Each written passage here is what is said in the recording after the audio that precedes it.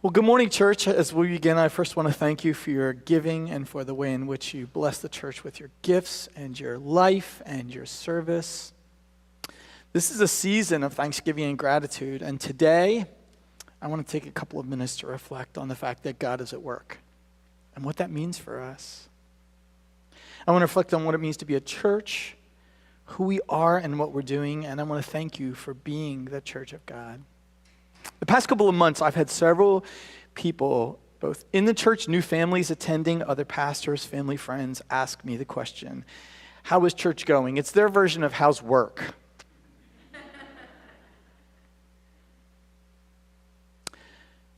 And I always reflect on what that means. How do you answer the question? I know how to answer the question, how's work, right? But how's the church going? My brother-in-law asked me. And as I really drill down on my response inside, my final answer is, God is at work. God is at work. It's amazing how many ways God is at work. I teach a Wednesday Bible study here at the church.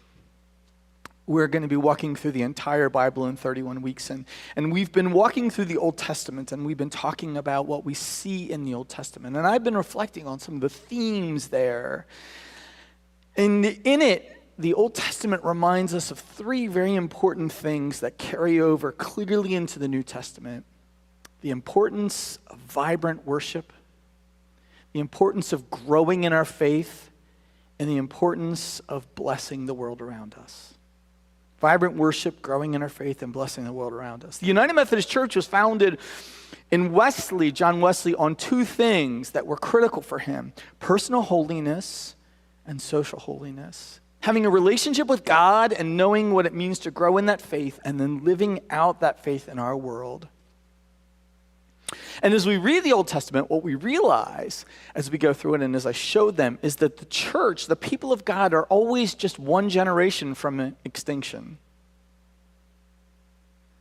You know, you have Abraham, who's told he's going to be the father of a mighty nation. And how many kids does he have?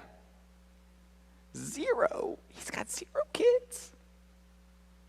And God promises him with 0 kids, he's going to be the father of a mighty nation. And he's 70 years old. He doesn't have a 25-year-old wife either.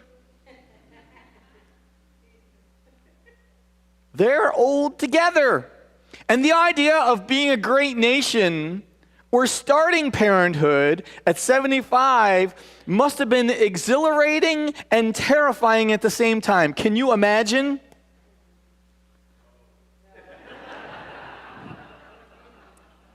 I'm guessing that's someone that has experienced 75. And as we move from Abraham to his son Isaac and Jacob and Joseph, each part of the story, you wonder, not is the people of God going to make it, is this family going to make it? Are they going to make it? And then Joseph gets sold off into slavery in Egypt. And you think to yourself, this is done. But it wasn't. And the reason why it wasn't, because God was at work.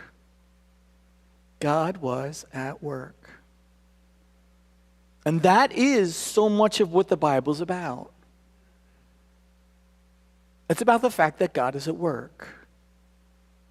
In Matthew chapter 16, verses 16 and 19, we have this latter part of the famous passage where Jesus asked his disciples who they think he is. And Simon Peter responds, "You are the Messiah, the Son of the living God." And Jesus says, "You're blessed, Simon, son of John, because my Father in heaven has revealed this to you. You did not learn this from any human being. And now I say that you are Peter," which means rock. "And on rock I will build I'm going to build a group of people. I'm going to call it church." Now, if you read sociologists, they'll tell you that church was human idea. That it's a human institution. Oh, we're frail and we are broken and we do stuff wrong. That is for sure. But the Bible claims that whose idea was this? It was Jesus' idea. I will build my church, and all the powers of hell will not conquer it. And I will give you the keys of the kingdom of heaven. Whatever you forbid on earth will be forbidden in heaven, and whatever you permit on earth will be permitted in heaven. That is another entirely long sermon, just that last verse. But let me just say, part of what Jesus is saying is, I'm in partnership with you. I'm in partnership with you. I am at work in the world, and I am in partnership with you. And as you look through Jesus' idea of the church, so much of what he said and did was built around these three ideas: worshiping God, building our faith, and serving the world around us. Look at the 10 Commandments. The first 4 are all about worship. It's amazing. So when someone comes and asks me the question, how is your church doing? I don't think of it as, well, you know, we have a few kooky people on staff, or it was a hard day. I ask a different question that you might answer based upon the question, how's work going? I ask the question, how is God at work?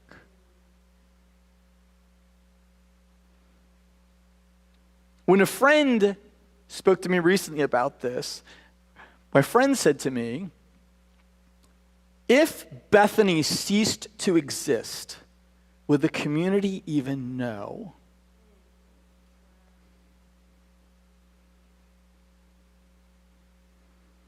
How would it impact the community if your church closed? See, we believe in vibrant worship and the power of worship and our ability to connect with God and to recenter and to be part of community and remember who God is and how God is at work among us. And I want to remind you of some of that from this past year. I want to remind you about vibrant worship. This year, we baptized this young man in a beautiful moment of worship. His family and the children from children's ministry gathered around. Doesn't it do something to you when we baptize?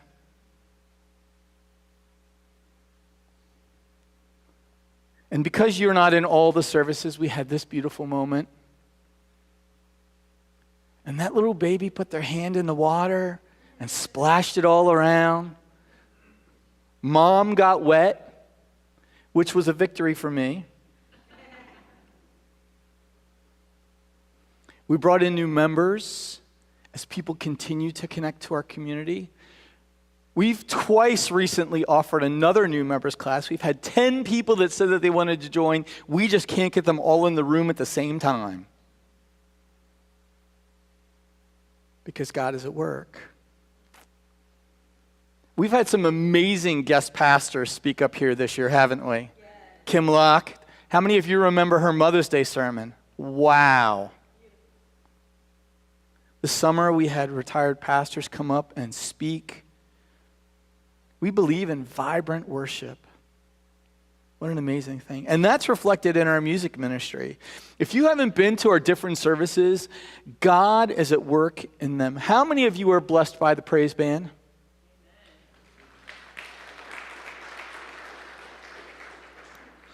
And if you're to attend our 11 o'clock service, the choir.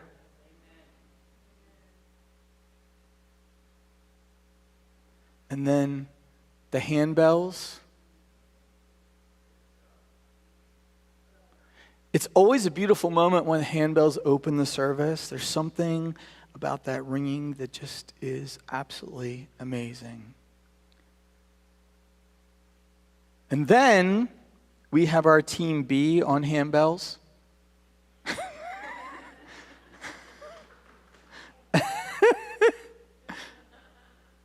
This was during our children's Christmas Eve worship service last year, where they took up handbells, children's handbells, and played them. And then, if you've never heard Susan Ricker and her friend Pam Goss sit side by side on that piano bench and play duets together, it is an amazing, amazing thing. And this past year, this young lady who comes from this worship service came up and played her oboe. It was so soulful. And if you've never been here, when she plays the violin at the 11, it sounds like God is playing it. It's amazing. And then there are times when our children have led us in worship. There's nothing quite like when the children stand up here and sing for us, is there? Because we believe that in vibrant worship, God is at work. He does something inside of us. There's no person cheering more than me than when somebody like Kim Locke stands up here and people say, you know, she could take your job. And I just want to cheer them on. I'm like, yes, not because, and Kristen was up here, not because, and Mike and others, not because I want to lose my job, but because it means God is at work in you.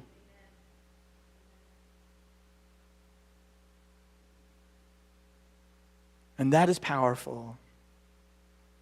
But it isn't just worship. We believe that growing our faith, that discipleship, that understanding God and what God has for us and among us is enormous. And one of the things I realized as Tim came up here, you can take that down for just a second if you would. One of the things that happens as Tim came up here, it reminded me once again, and this is the reason why we planned it, is that we have a whole group of young people that don't show up here and we can forget they're even on campus. They go over to their room in the basement, and God is at work over there in ways that many of us don't hear or know or experience. And even if they're living in your house, sometimes you don't hear about it. Because once they've gotten past the age of 10 or 12, they stop telling you stuff in their life. Can I get an amen to that? And sometimes we need to be reminded as a church that God is at work in the children and youth around us. This is a picture from just a couple of days ago. I love it. Do you see that hot dog on the right-hand side? Can you see that on the far right-hand side? That's one of our Bethany kids who went to her school picture day dressed like that. And I told her mother that I was so proud of her for supporting her daughter in that hot dog way. Watching families come through and be blessed by something like Trunk or Treat, or the bonfire that Tim leads next to it with all the youth, are tangible ways that our community sees us reaching out and caring for them. Many of you never see it, but upstairs, we have a Sunday Fun ministry that is probably half staffed by young people.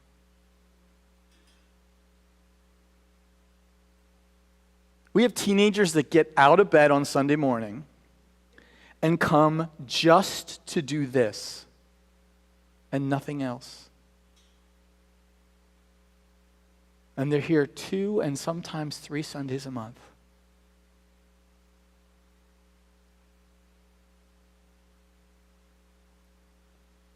If you don't have little children, you might not have seen this year. Kathy had a summer celebration where she had a giant water slide. Those kids don't look cold, but they are. They are. You might not have ever peeked your head in the nursery. Paisley. To see what's going on in there.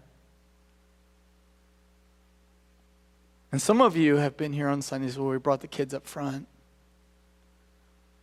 What you may not know is that upstairs, Kathy is working with the kids to pack backpacks that go to Running Middle School, elementary school in Columbia.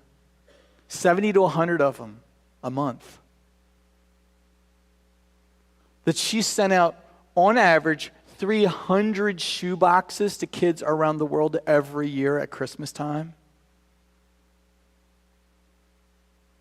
That they support missionaries and children through World Vision. That they've had days where they've had mission day where they've written notes to kids in other countries and made crafts for them.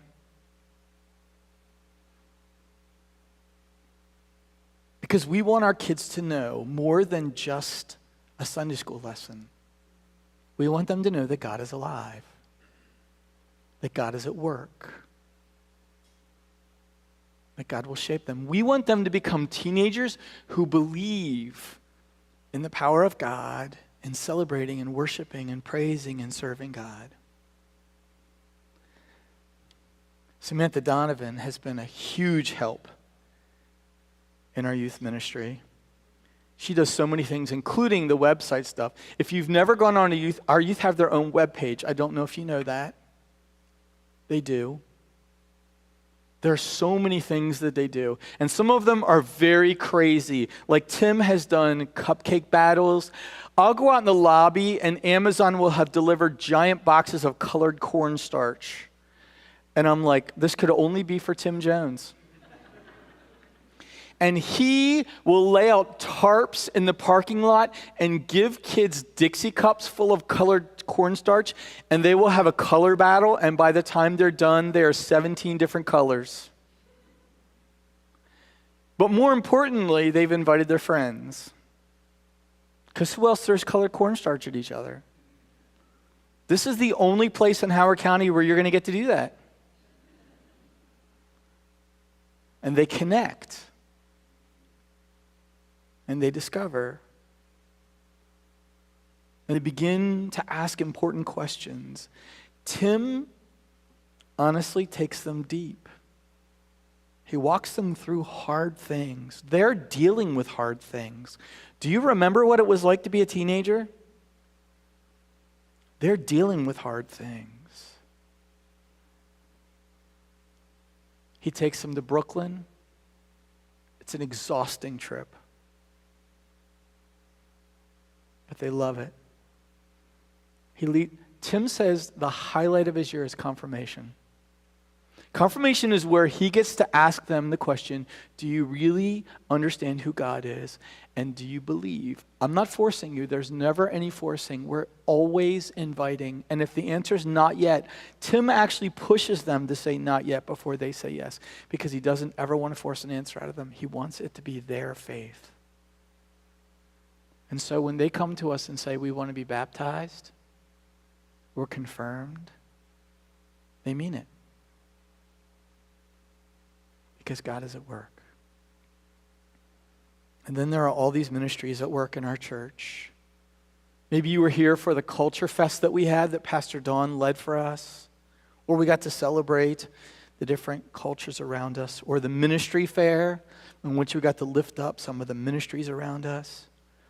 Maybe you're a part of a Bible study or a small group. I'm teaching the story right now. We have 30 people involved in it. I never thought we'd get that many people involved in a year-long Bible study. Never. Our women's ministry. Now, let me just tell you, they look very sedate there, but they've actually stood up and danced in crazy ways. Vintage vibes. Pastor Don has done a blessing of the animals. And a different kind of ministry where we tell the community who we are and what we're about. And this year, our missions program has gone over and above. If all those are about discipleship, this last section is about missions and how we've decided to try and touch our community in very intentional ways. If we ask the question, what would happen if Bethany were not here, all of this is the answer, but especially in this section, where we had a missions fair where we just spent the entire morning doing things to bless people around the world, where a group of people went out to a farm to pick food for the homeless, where volunteers have gone and served at the food bank, where we've collected food for other church food banks. This picture just came in this weekend from Honduras. This is not one from the archives. These are our two missionaries over there blessing and helping right now. This is part of the team that goes to Jacob's Well in Baltimore, serves a meal and blesses people that are facing life's challenges and their own limitations.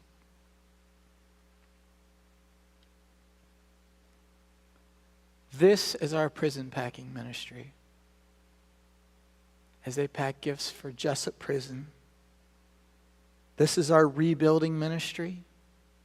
As we work with a community organization to touch lives in our community.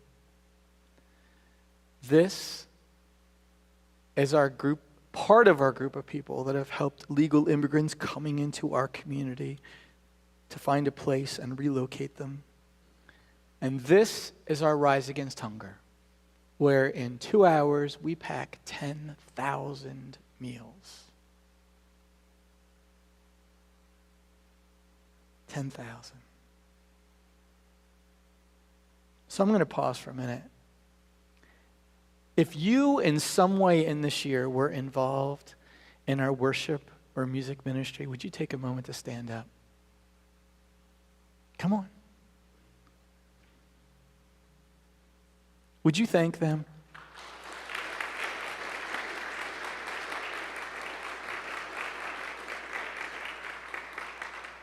If you were involved in our children's or youth ministry, would you stand up?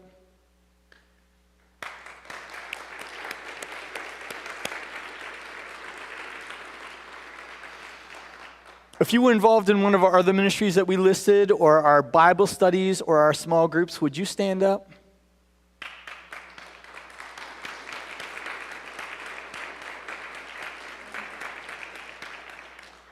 If you were involved in one of our mission outreaches, would you stand up?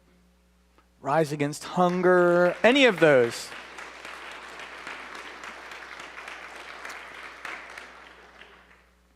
We are a vibrant church because God is at work among us. The world is changing. There are moments when you will look around you and see fewer people in worship than you used to. The world is changing. It's absolutely true. Our nation has seen a shift. Before COVID, the average church was worshiping 75 people, and they're now worshiping 50. In the United Methodist Church, it's 40.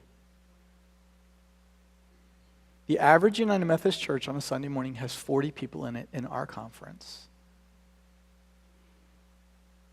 Before COVID, we were worshiping about 420, and we had no online presence.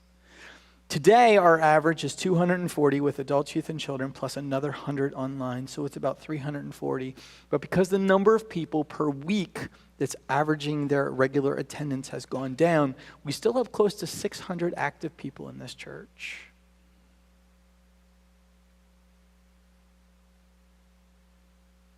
And the staff and I get to watch how God has been at work in this church. It's frankly beautiful. It's amazing.